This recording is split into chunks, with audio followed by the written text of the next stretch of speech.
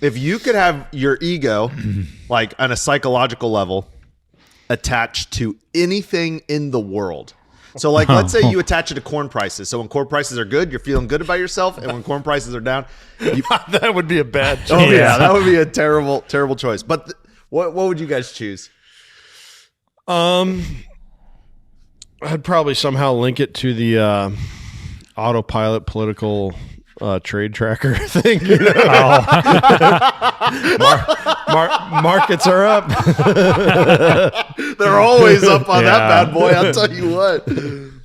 Oh, crazy! We got a defense contract, and that company that I bought shares in 2 days ago is triple in price.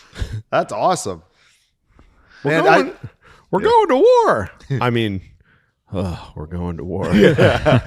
I just think that it's really remarkable that we as a country knew we are able to pick the spouses of the greatest stock pickers of all time as our elected officials. Yeah. It's like a prerequisite or something. Yeah. Well, they became the best stock pickers after their spouse got in office, but that is totally unrelated. Nick, describe to our audio audience, which again, in my opinion, should be the only audience that exists when it comes to podcasts.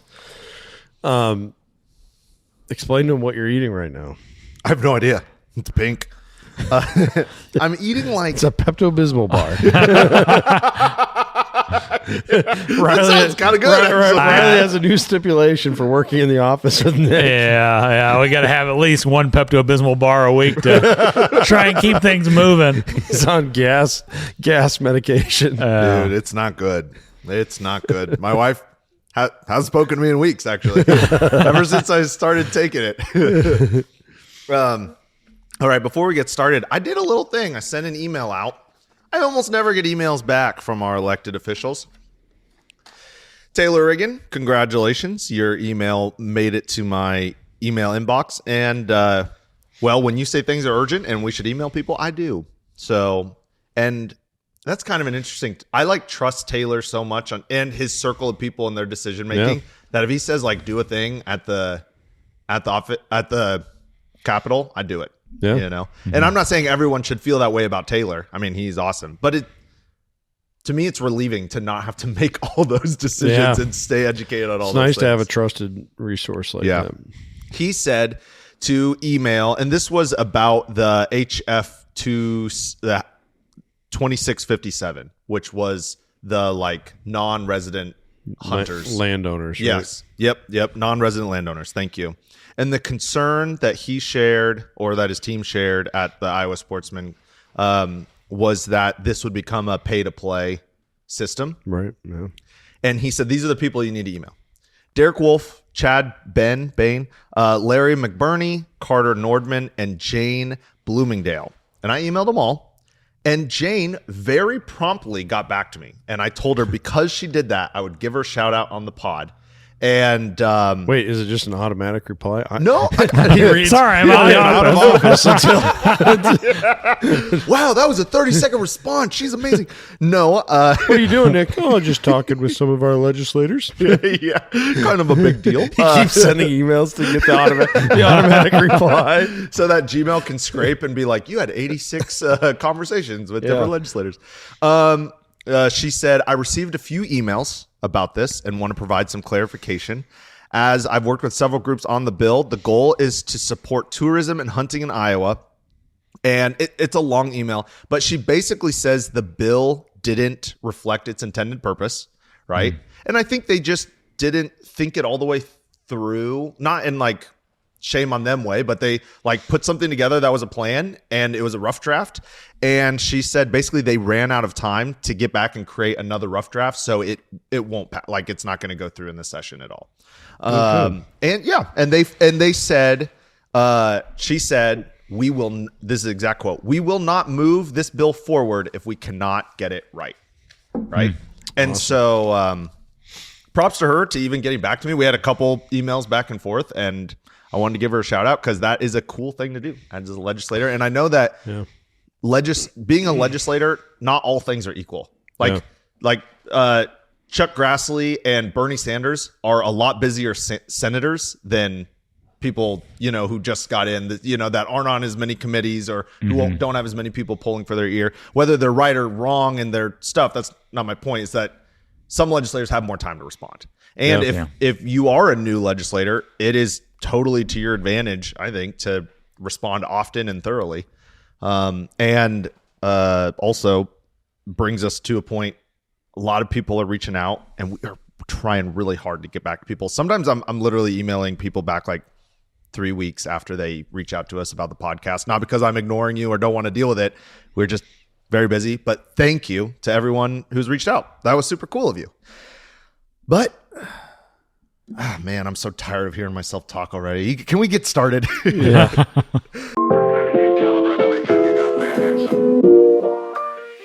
Coffee Time Wednesdays with the Prairie Farm Podcast. Can't hit us with the jingle. Do do do do do.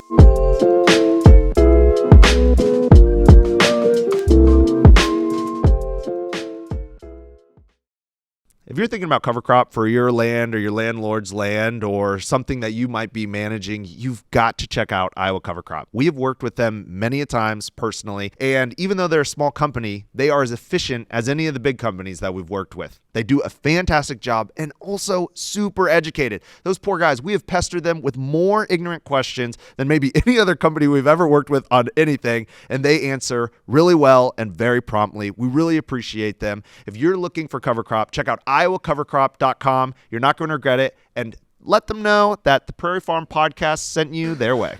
Welcome back to the Prairie Farm Podcast, Coffee Time Wednesday. I'm your favorite host, Nicholas Lirio, with favorite co-host, Kent Boucher. Hey. Favorite co-host to the coast, Riley Rosendahl. Howdy, howdy. You were talking about pulling on Bernie Sanders and Chuck Grassley's ears. Those were your terms, which then got me thinking, who do you think has more ear hair? Oh, Bernie Sanders or Chuck Grassley? I think Bernie seems hairier as a human. He's got kind of bushy hair. Yeah, he does. I mean, it just kind of Bernie. goes with it. But ear hair is a true geezer quality, and there's no one more geezerly than they're geezery. Than Chuck Grassley. That's fair. Have you seen Riley? Chuck You're Grassley? going to be I'm going to vote Chuck Grassley. But what do you think, Riley? You're the I don't know. I have never, I'm going to honestly say I have never thought about the inside of Chuck Grassley or Bernie Sanders' ears. You should be proud of that. Oh, man. That should be a proud American moment for you. I feel like whoever's older. I would guess Chuck Grassley. Yeah. I would say probably Grassley then. I think Is he so older? too. I believe so. I think he's like well into his 90s. Yeah, I think he's like 92 or something like that. I don't know. That is crazy. I've always wondered, because I'm old enough now where I got to get the nose hair trimmer out every now and then. I'm sure you are.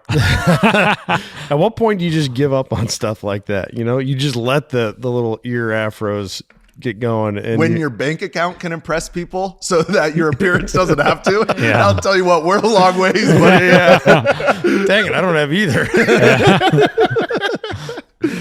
You know what though? For males, for men who are married to a woman, you can use your wife's looks as a proxy for your own pride. I do all the time. Man, look how great she looks. Look in the mirror. Man, my wife looks good. Oh, man. Well, what do you got for us today, Nick? I got two things, and basically it's like mandatory we talk about these things, right? First, fires in Nebraska. 900,000 acres, mostly of pasture and grassland. A vast majority, like well over 90% of it.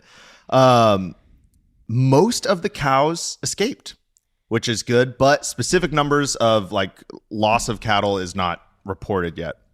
The fires traveled at their peak at over 60 mile an hour. Real quick, do you think? I mean, it's still feedlot time of year. Most guys aren't pasturing animals at this point in the year yet, right, Riley? Well, it depends. A lot of guys, I guess at least in Iowa, like to dry lot just so you don't tear things up in the freeze thaw and wet dry. So it probably my guess probably saved a lot of the cows that they weren't out in these wide open, not really pastures, truly prairie yet at this time of the year would be my guess. They would have been feeding hay still in relatively controlled, pens that probably didn't have a lot of fuel on the ground around them. Yeah, you would assume so. You wouldn't be probably grazing nearly as much. The stuff that I saw that really would concern me is if there was a fire later in the year and you were in areas of range that have a lot of cedars in them, because cedars burn hot, and if you fall behind on your maintenance of them and they get really thick, I mean, you're talking cedars. In the sandhill prairies and like shortgrass prairies, are cedars just as bad? In anywhere you have around water, they're very thick. Mm-hmm. But yeah, out in like the middle of the prairie, you don't really see a ton of them. Yeah. In fact, you see very few of them. Well, so props to Nebraska and small towns. Basically, what happened is everybody rounded up every piece of machinery they had, whether you were part of the cattle or not. They called their nearest rancher and said, "How can I help?" And that it worked. And that was cool. That was like, man, that's America. But one rancher, his whole herd survived because he drove them into a field with a giant sprinkler and turned the sprinkler on. Yeah. Like an irrigation pivot. Machine. Yeah. And he just like had a big his cows water wheel. That's exactly. one way to do it. Yeah. So that brilliant in my opinion. And there are a lot of issues with the fire. Now, first thought I was, man, it's kind of cool that these prairies are getting burned, even though like destruction and it's going to cost a lot of money. There was just like more of a silver lining more than anything. Well, this fire is actually a problem for beef prices and cattle prices, and it is a loss of acres. And you would think, well, if it burned the prairie, shouldn't the prairie come roaring back this year? The problem is these are not tall grass or mixed grass prairies. For the most part, it's short grass and very sandhill prairies. And Kent, your friend, what was his name? Nate actually sent us a video. It's on Hoxie Native Seeds YouTube. You can check it out. And he's sent us an article too that's on our website, isn't it? Oh yeah, I believe so. Yes, you're right. And he basically explains blowouts. Blowouts have been a problem for a long time, still are. But he was able to heal one or a couple of them, kind of in this area, and he shows it on the video. It's pretty cool. And that's all fine and dandy, but these sandhills are very vulnerable. And a fire sweeping through, that's fine, but they're super, super vulnerable right now. So they need rain, they need things to go well, and they'll come back really strong. What will not go well for them is letting 1,000-pound cattle stomp all over it and rip all the blades of their solar panels, of their leaves off right away. So 900,000 acres need months, if not a year or so, to really get back to a place where it's going to healthily hold. Well, the sandhills truly are. I mean, that's a very descriptive term. It's like you have prairie on top of sand dunes. Mm-hmm. And Nate sent me a video that some rancher had taken driving across the highway, and sand is just swirling across the ground. Mm-hmm. Just totally covering the road. And that's the soil that these grasses are growing in. And so what concerns me is just the mechanical damage to the prairie of you're losing if these roots are becoming untethered and having what they need to stay rooted and continue to start growing again once the soil temps get up to where they should be for these warm season grasses to start growing. It to me, that is concerning for how do you heal that prairie? It takes a already vulnerable ecosystem, and Now, on the plus side, the sandhills of Nebraska, the prairies there are from a vast state, like scale wise, is the last great, grasslands in in our country, like the biggest version of that, right? Eastern Montana's got a lot still, parts of Wyoming and South Dakota and North Dakota for sure. But as far as just being like untouched mixed grass prairie in the Midwest, yeah, I mean, it's there. And so that gives me hope, for millennia, those prairies were getting burned. Yeah. And I'm sure they burned at this time of the year then too, even whether intentionally or unintentionally, right? Lightning strike or whatever. And yet they remain. And so I'm confident that it'll bounce back. But yeah, the implications for the cattlemen out there and the ranchers out there, it seems like it could be really a tough year of being able to feed cows. Yes. And it's not that it burned. I think it's probably going to be great for the prairie long term, but now we've got this, and I don't know how long it's going to be, 6 month, 12 month, 18-month window where they can't put their cattle out, where their livelihood and the infrastructure of our Midwestern livestock system is built on those cows going out there. Mm-hmm. And so the first thing was that the ground is very vulnerable, so the cattle can't go out there to graze. But not just is the ground vulnerable, the fencing is gone. I mean, it just swept through. It blew through these fence posts, totally burned them to crisp. Did you notice that on the way into Knoxville? They burn the ditches there every year, kind of right before you get to the windy part. Okay. And they burned like 6 of their fence posts out. And so the fence is just like find out laying on the ground tomorrow morning when we head up, up to Des Moines for a couple podcasts.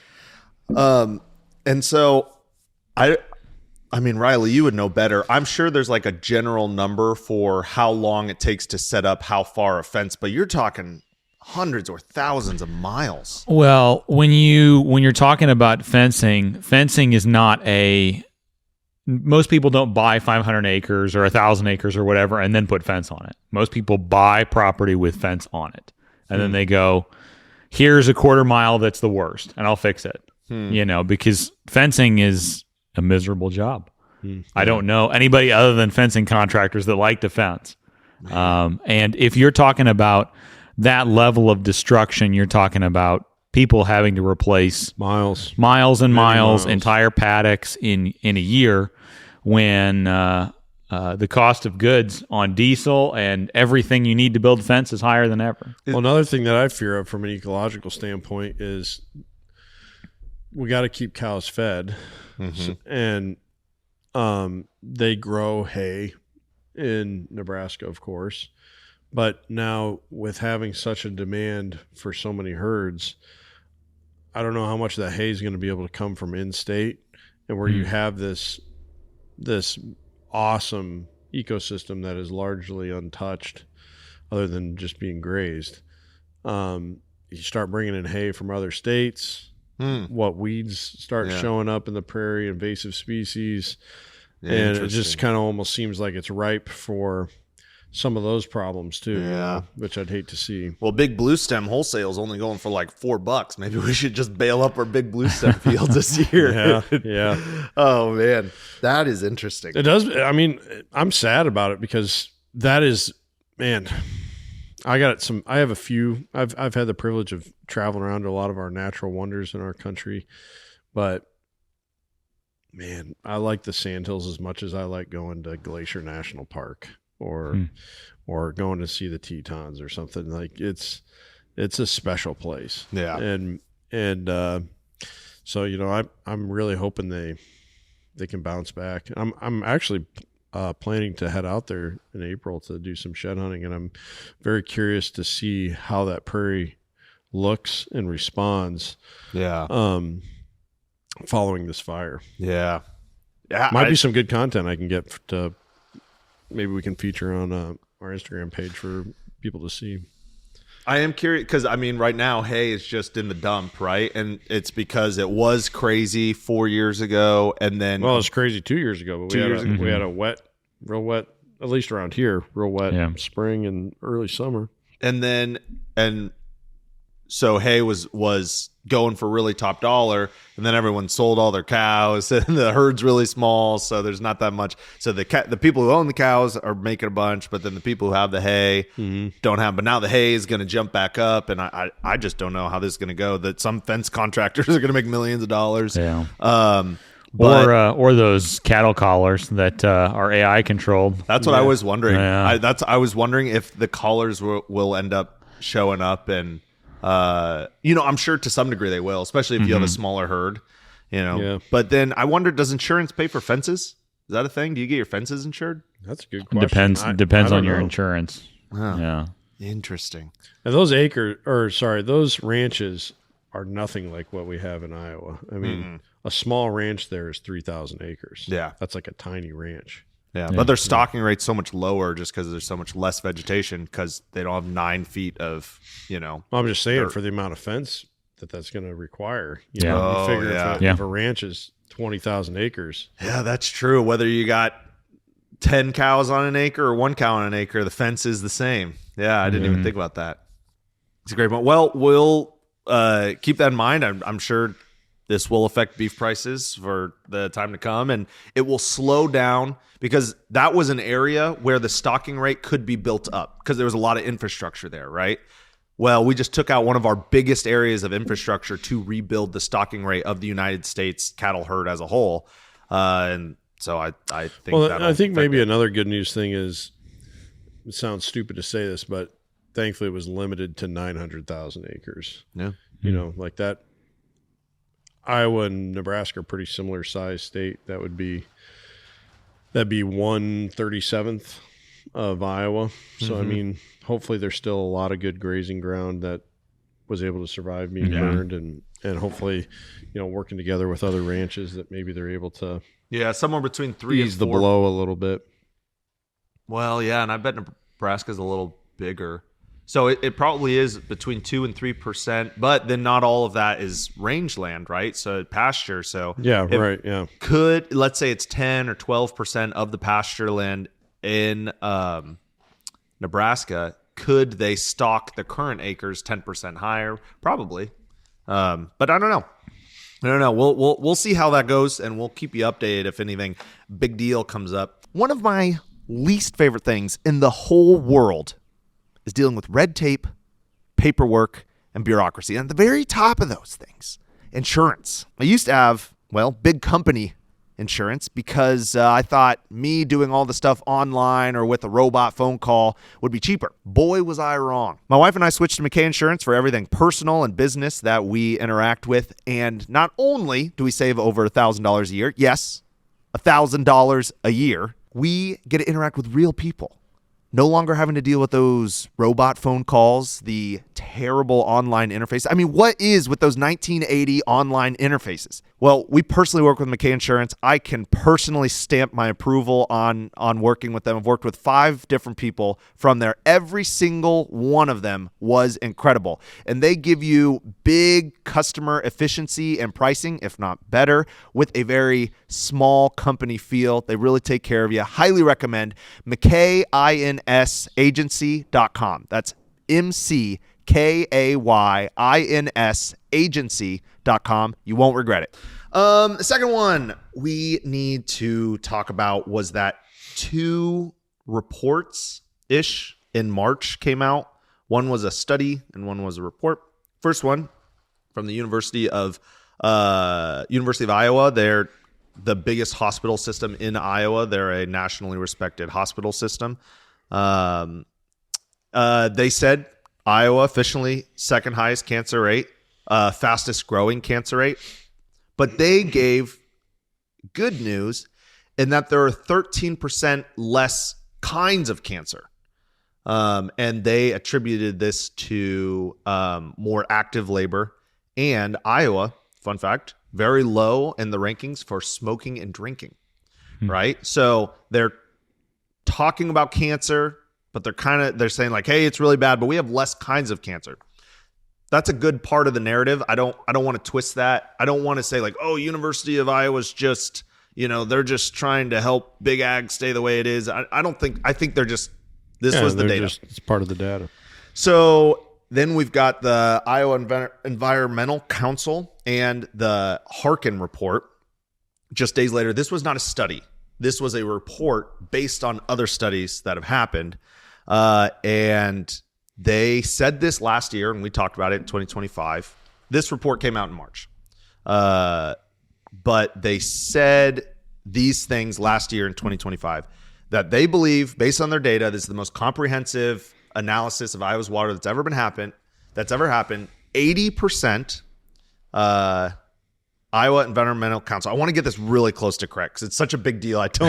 And Harkin said that 80% set of nitrates in the water come from agricultural practices, right? It is very easy to talk about golf courses or lawns or any of that. I spoke with Ted Corrigan directly. He said, those are not nearly as big of a deal as agriculture. That was 3 years ago. And now there was an actual studied report that came out that said, yes, this is what it comes from. The two people who pushed that report are Michael Schmidt, who's the General Counsel of Iowa Environmental Council Director, and Adam Shriver, who's the Director of Wellness and Nutrition Policy at the Harkin Institute. So those two groups joined up. And they mostly said stuff that we know, like there's not a causation for nitrates to cancer right now, but that they believe it is a large part with it. And them coming back out and pushing on this publicly again in March 2026 was good because KCCI picked it up. The Des Moines Register picked it up. All these organizations started talking about it. And it's been all over my Facebook feed. I don't know about you guys at all, but yeah, I've seen it quite a bit. And I've seen some other stuff. A friend of ours, the guy who listens to the podcast, he sent me a graphic, I don't know, back in January, I think. It showed that Iowa was not one of the top states for cancer deaths. Interesting. So, if I remember, I think I verified the source on that, but I can't remember now. But I think I remember it seeming like, yeah, that's a legit study or something. So there are some good things to stay optimistic about. However, nobody wants to have to survive cancer. Mm-hmm. You know what I mean? Yeah. And something that I've started to take note of both in myself and others around me is it affects your, what's the right word? Your psyche on living in Iowa. Like, man, for the first time in my life, I kind of have to like double check this. Like, is this something that, I mean, when do I finally say maybe I shouldn't live here anymore? And I know it can't be that I wait until one of my kids, my wife or I has cancer. Yeah. You know what I mean? Yeah. Like that would be an irresponsible decision for me to wait that long. And so what is it gotta be for people to, I had a friend who lives in Michigan, and he was mostly being facetious. But he's like, man, I'm done with Michigan. We have this text thread that there's 4 of us. We're all friends from college. And almost daily we're talking to each other. And he's like, all right, each of you, we all live in a different state. Give me your top reason for why I should move to your state. I'm done with Michigan. It's going to snow again tonight. It was 60 today, and now we're getting 6 inches of snow tonight. I'm tired of this. And I was like, he's obviously joking around, but it was like literally the day after this study was published. And it's like, man, I really couldn't in good conscience tell you, yeah, here's why you should move to Iowa. Yeah. You know what I mean? And the fact that, and I know it's not just me, the fact that people are getting to that point where they're having to consider that about their state that they're living in, that alone is bad. Yeah. That's very bad. And whoever, we have a big governor's race, and it's bigger than normal because we don't have an incumbent that is running for the first time in a very long time. So it truly is like an open race. And I just am very hopeful that whoever, and that's why we're doing all these interviews with the people that we can get in contact with. I'm just very hopeful that whoever the next person is, not that politicians save our lives, but that some legislation can be, I'm not entirely, unlike Nicholas, I'm not entirely anti-regulation. I think there's a lot of regulation that is needed and keeps people safe, especially as the population expands in our country. But one of those ways would be just some regulation around what we allow going into our water and what we allow getting flown on to our landscape. 360 degrees around my house, I have thousands of acres that are going to be sprayed here in the next few weeks, next month for the first time, and then a few more times throughout the year. And, I got a swing set where my kids like to play, and I got, they like riding their bikes around the yard and all that. And we're in the middle of all of this application. Ken, I think you don't understand how little chemical goes on an acre. Oh yeah. Yeah. Let me just put that scale into your drinking water, and then you tell me how little it matters to you, whoever makes that argument. Yeah. No, so here's a question then for you. Who pays? Who pays for better water quality? Everybody should that's drinking it. I mean, I think the best way to do that is supporting people that are doing things the right way, right? That's the old classic vote with your dollar. And I think you can, the percentage of people that are willing to do the right thing, you can expand that number by providing education like what we're trying to do here and what a ton of other places are trying to do as well. Other great resources out there. You expand the number of people who care when you educate. That's why education is important, right? Not just on water quality, but a whole bunch of different things.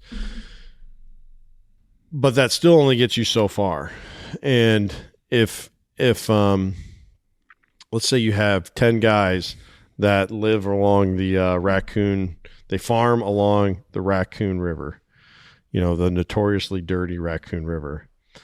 And you get 9 of those 10 guys to put in buffer strips leading up to the stream. They're very precise in what they're applying and the time of year that they're applying and the weather conditions around that. Same with all the pesticides they're using, and they're being very conscientious about improving the quality of water. But it's the 10th guy in line that's downstream of all those other 9 guys, and he doesn't do any of that. You're not going to tell me what to do.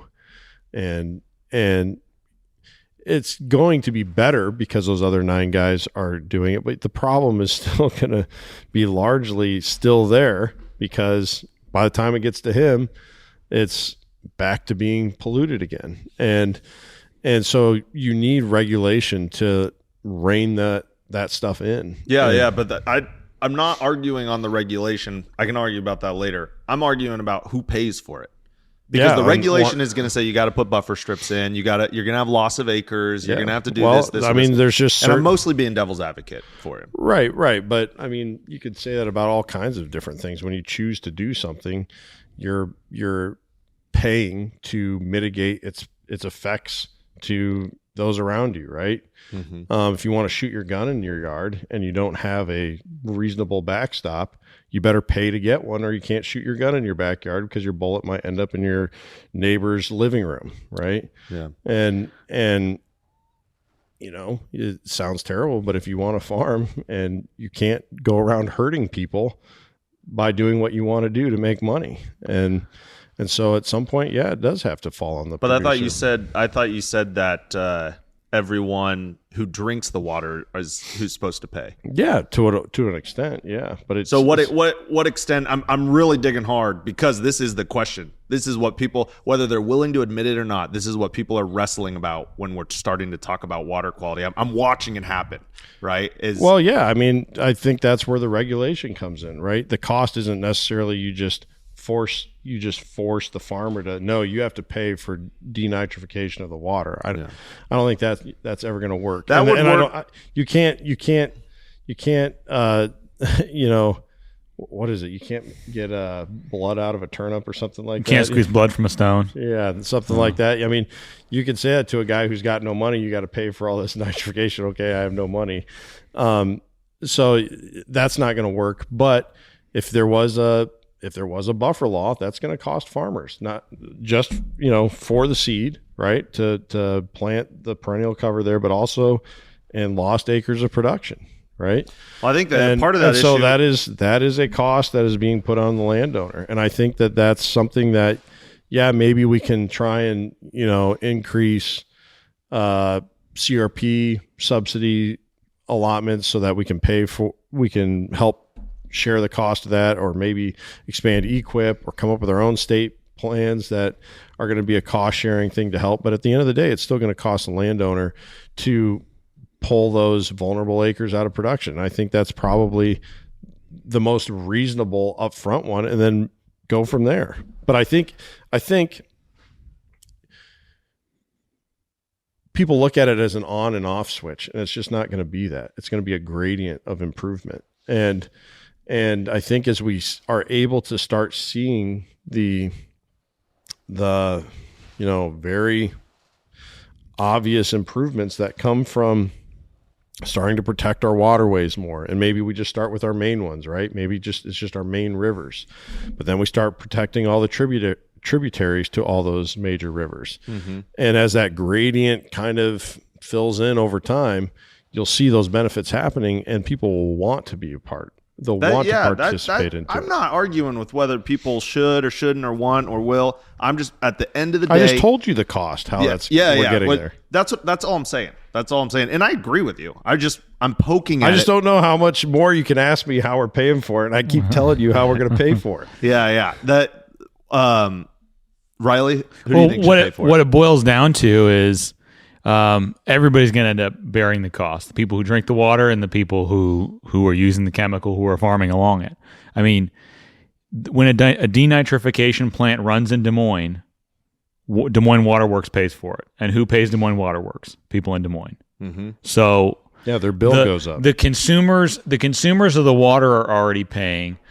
The question is striking a balance between producers and between consumers. Do you think producers even have enough power over their own production to balance that checkbook? I'm not saying they can't make the choice to do it. I'm saying, like, they are closed in on inputs, and then they're closed in on the price. They're told what their price is going to be. So wouldn't it make more sense for the government to go to Cargill, Bayer, Koch brothers? They certainly benefit from clean water as well. So I think it's covered by what Riley just said, that anyone who's using the water should be in. Yeah, roll that out for other companies, you know, and you know, going back to like the yard and golf course runoff thing. Yeah, it's way less. It's a fraction of what ag is, but it is still something, and they should be required to make some changes as well to help improve where it can, right? Yeah. And maybe that's just stricter enforcement of using pesticides, right? Like, it's pretty wide open as long as you get your certificate for using. Like, there's very little monitoring as to what people are using, when they're using it, how much they're using it, until there's a problem, right? Mm-hmm. And we even know from experience that when there is a problem, right, that nothing's really done about it anyways. And so that's going to have to step up. But I also think a true dollars and cents thing that could help is we have these data centers that are going up like crazy, right? Like, it's a huge point of of debate right now in the Midwest, at least, but around other places. We should have talked about the lady in Kentucky, the farmer who refused to sell her farm for like $26 million or something. And the farm's worth 2.8 million. Yeah, they gave her 10 times its assessed value. They offered and she turned it down. So that's a huge thing, right? Because public opinion has already determined this is more of a net loss than a net gain for me and my community. I'm not saying they're right. I'm just saying that's what the big protests about this are right now. I mean, you even got like Charlie Barron's who's going all over Wisconsin and speaking against these data centers going up. So I think we can all agree that you can fight something like a data center getting put up, but eventually the data center is going up, right? Like the bottomless coffers behind these companies that want to build these data centers, they're going to get their data centers. So why can't we try and work with it and say, hey, okay, that's great, but there's something really expensive. You're going to pay our whole electrical bill for as long as this building's foundation or is not. Yeah, maybe, but why can't we tie it to like our water problem? But that's what I mean, like something to that extent. You're gonna, or nuke companies that start to get built to provide the electricity for these data centers and stuff like that. Great, we want to have, but you need water to cool your reactors. That water coming out, going into your facility is going to have this terrible amount of nitrates in it. We expect when it leaves your facility, these nitrates are down to this level. Oh, interesting. Yeah. Like why can't we do something like that? And I think the data companies would be like, we can afford that easily for one, and two, great PR. We help fix Iowa's water quality issue, one of the most talked about ecological problems in our country. I just think that there's ways like that too that where it's not just the users as far as the little guy, the farmer, or the big corporation that are tied to the water quality issue, but also these other giant entities that have deep pockets to help solve a big problem. I totally agree with that. Answering the question, who pays for it? My answer is who benefits. So if I benefit from cleaner drinking water, then I need to pay for it. But the farmer benefits from being able to grow a specific kind of crop that they want to grow and have the practices they want to pit. Great, you're benefiting. Okay, so you just wanted me to say this exact thing that you're wanting. I was just asking. No, I just wanted you to have an answer for people because this is becoming the thing, and I wanted people to hear what you thought specifically, what Kent Boucher, because people care about what Kent Boucher thinks, and so I wanted you to say like you're just trying to pick on me there. No, I don't know how many other ways I could say that. I think everyone that participates in the consuming the water should have a part of it. You're just grumpy because you just had ice cream. And everybody knows Kent gets it's bad, guys. Every time he has the ice cream, he gets real grumpy. No, that's not true. I just wanted to hear it from Ken Boucher's mouth because a lot of people, I say so many more things that people are like, well, yeah, Nicholas is saying another thing. But I think that whoever benefits should pay, and that includes large agricultural companies that are going to benefit off the backs of farmers doing the work, doing practices a specific way. If Bayer's going to sell Roundup and we have to pay to get Roundup out of our water or whatever, then whoever benefits needs to pay. Now, what percentage do they pay gets very tricky, and I'm not smart enough to know. Maybe we should word it whoever benefits and whoever capitalizes on. And capitalizes on? Yeah. Because then you're kind of pulling away from consumers. That's what I would consider like the example of pesticides going into the water, because they're not necessarily benefiting from the water, but they are capitalizing on the fact that our chemical ends up in the water. Well, so whoever gets to influence the water and whoever consumes the water. Yeah, and I think that people, farmers specifically, get a little heated about the topic, because I think it presses on a pain point that is now in the light, now that Zach Lane went on Tucker and then Sean Ryan, which has kind of also been all over social media about Iowa's farmers, that farmers are squeezed from two sides. Yeah. And we were adding another squeeze to them. We were adding another expense. The difference for them and us is they can't set their price. Now, to be fair, they put themselves in that boat, right? Every time farmers push really hard for E15 or any sort of government distortion on the marketplace, then they're giving up their freedom in the long run. But I feel for them where they feel, especially young farmers that weren't voting for things in the 80s, 90s, and 2000s. And now they're squeezed in a system and they don't know where to go with it. And then we say, oh, and by the way, you need to give up some of your land for buffer strips and you need to do this.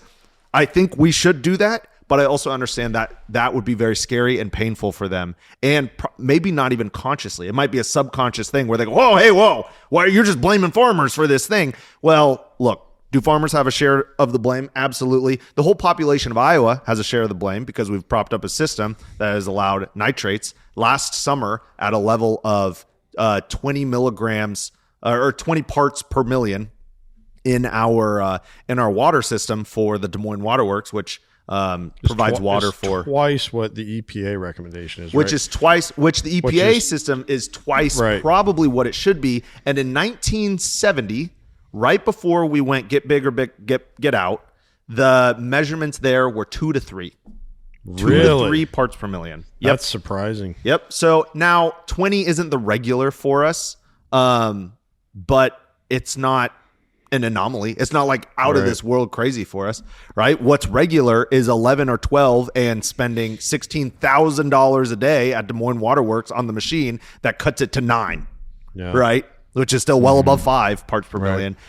And so anyway, it's a hot topic. I've actually had 2 people reach out, one of them local, one of them not, like, hey, I don't know if they were newer listeners to the pod. Are you going to talk about water quality and that stuff? And one of them specifically asked, who do you think should pay for it? So that was part of the reason I really went after it.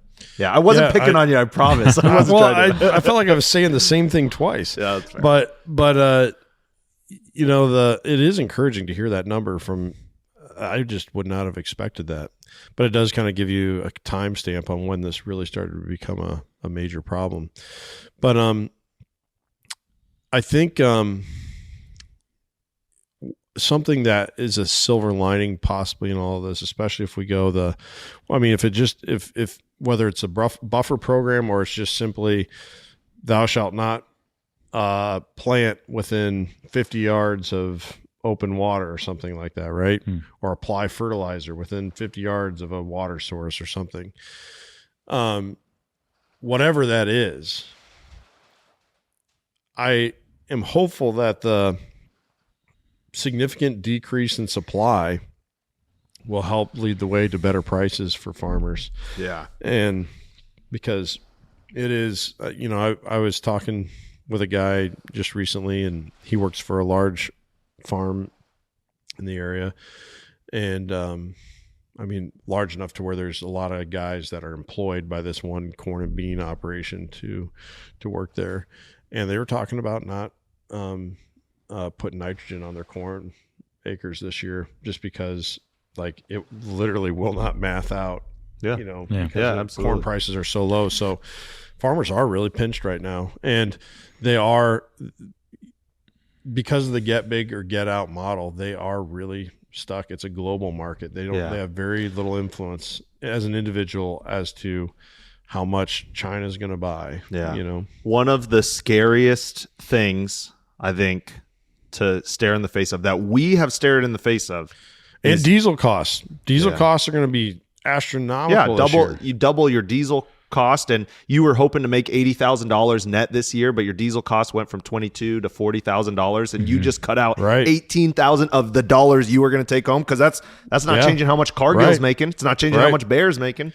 It's only changing that tiny little squeeze amount of your farm that you are going to take home. Yeah. But I do think farmers are starting to wake up to it, and but one of the scariest things, and I think people are just starting to get there,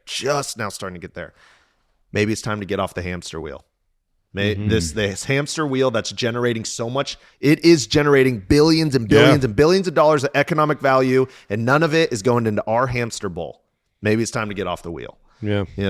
So I think something that we're missing too in this argument of who pays for it too is farmers are proud of a lot of things, of how they produce crops, how they do what they do.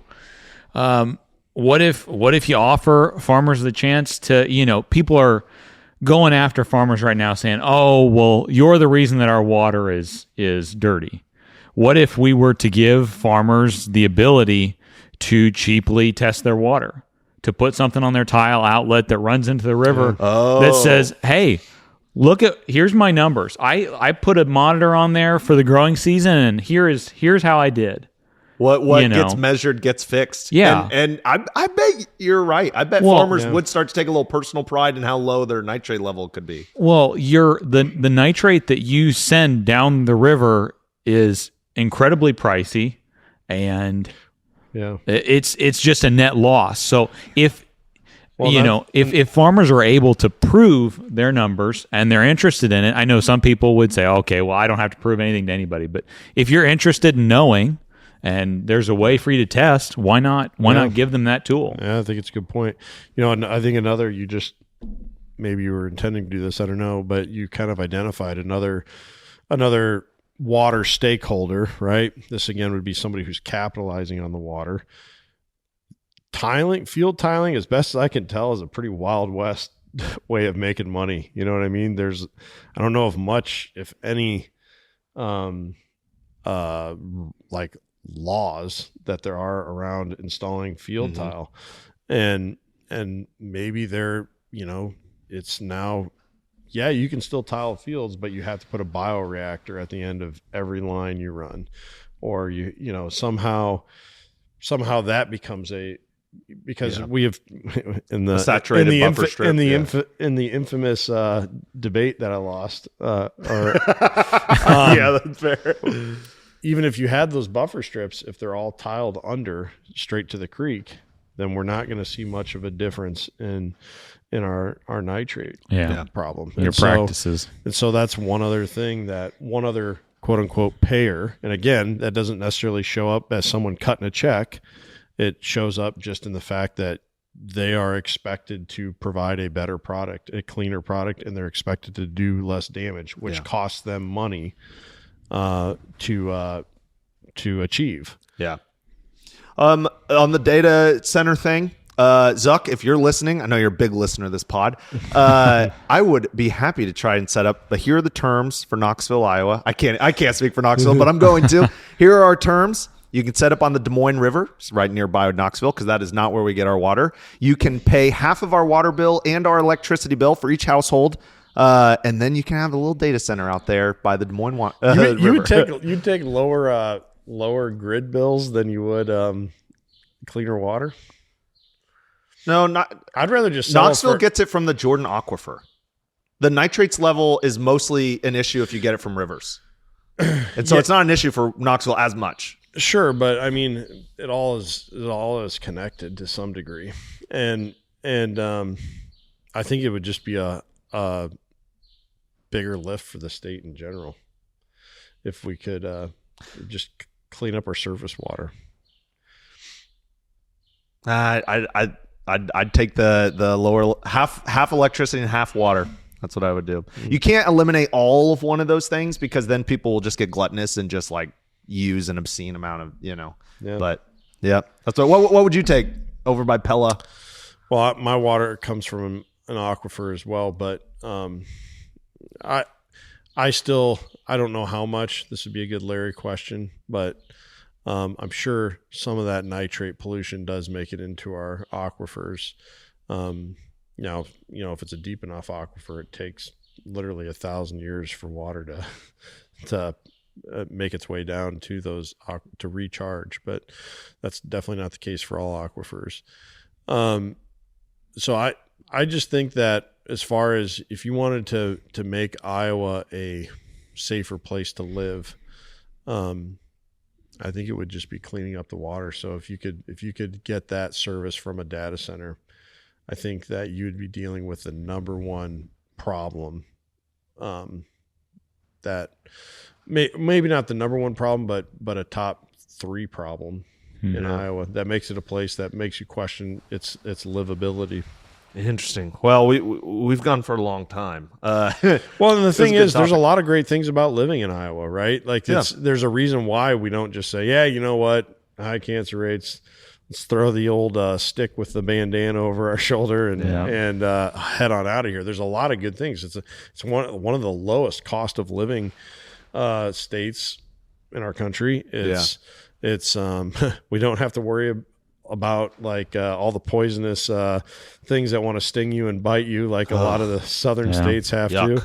You don't have to worry about getting eaten by a grizzly when you're out walking your dog, or there's it's a safe place from that standpoint. We're not Kentucky. I mean, it's just really a great place. And you can get away. You can there's a lot of rural living opportunities here that you don't have as much of like on the East Coast.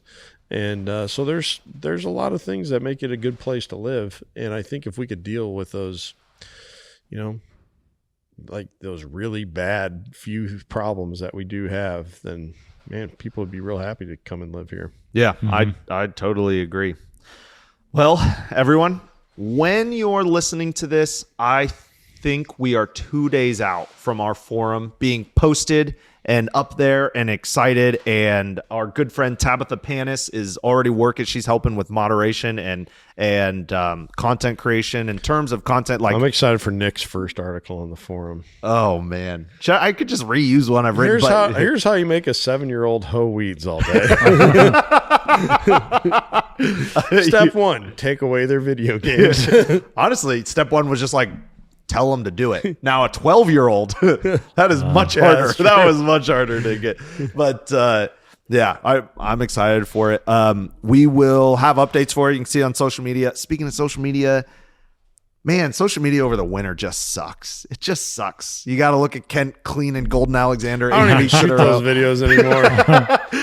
The flowers are on their way, and we will have much more exciting social media stuff. But it is cool to kind of keep track of plants and where they're at in their growing season and what the farm looks like throughout the summer. So, but all right, that's enough about us. Go about your week. Good luck. Make sure you're hanging out with your family. We'll talk to you again next time. And don't drink the water.